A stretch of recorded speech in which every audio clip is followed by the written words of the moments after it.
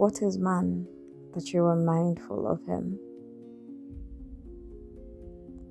All things were created by him and through him. For by all things were created in heaven and on earth, visible and invisible. All things were created through him and for him. But not all things were created equal.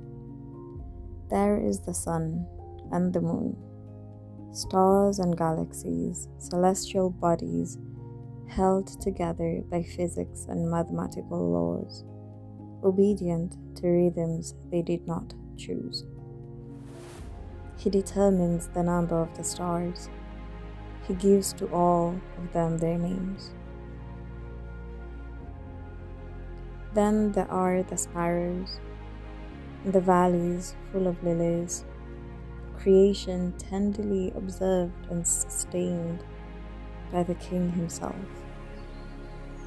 Are not 5 sparrows sold for 2 pennies, and not one of them is forgotten before God? Consider the lilies of the field, how they grow.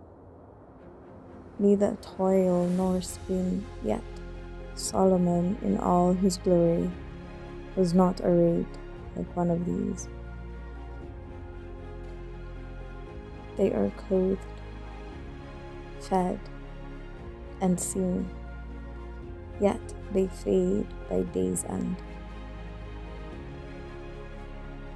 And then there is the Behemoth, the great and mighty creature God himself describes. Behold, Behemoth, which I made as I made you. He eats grass like an ox. His strength is in his loins, and his power in the muscles of his belly. His bones are tubes of bronze, his limbs like bars of iron. And the Leviathan, a creature so fearsome that Scripture declares no one is fierce that he dares to stir him up. Beasts that dwarfed human courage and mocked human strength, yet they grazed, they roamed, and they were utterly subject to man's dominion.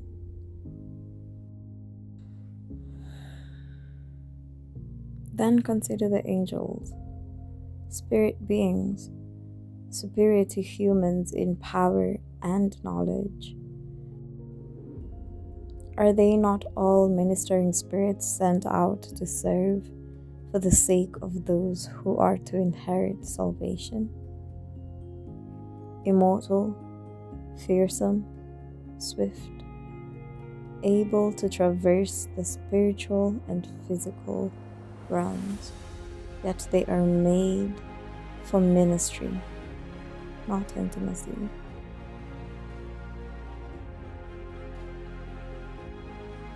And then there is man, human beings who seem to provoke God at every turn, who resist his will, who misuse freedom, who fall, rebel, and forget.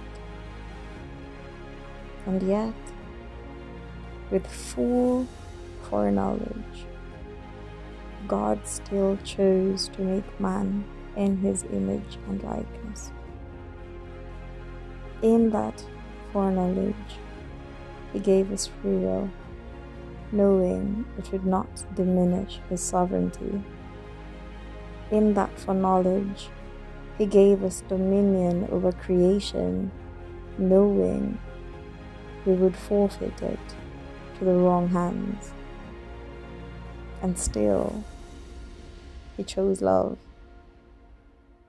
Before the fall, he knew the cost. Before rejection, he prepared redemption. Before sin entered the story, grace was already written into it.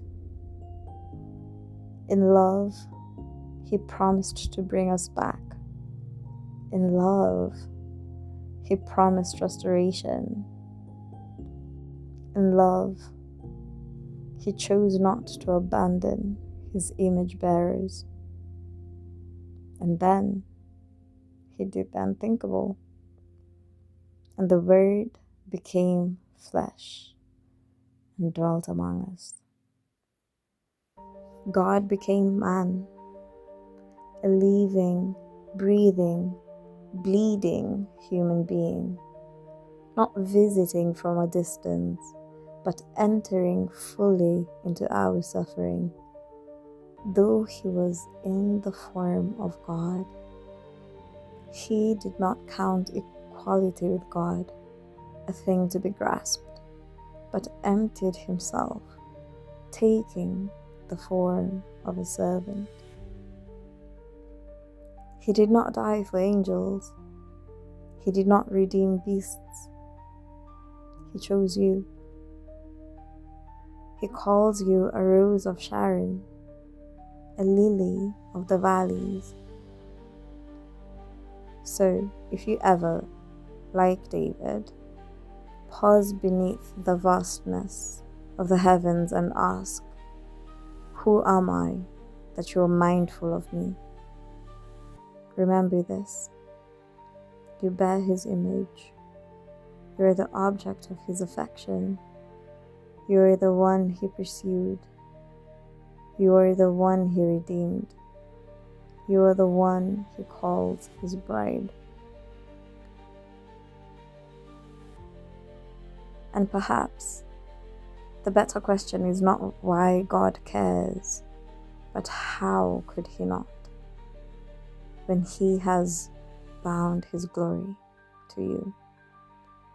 So rest in that truth. Rejoice in it. Let it humble you. Let it steady you.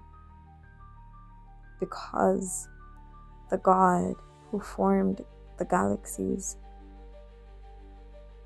also formed your heart, and He has never once forgotten where He placed it.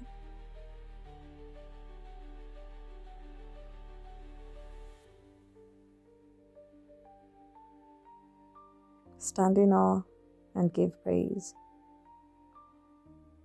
And remember, stay blessed and stay kept.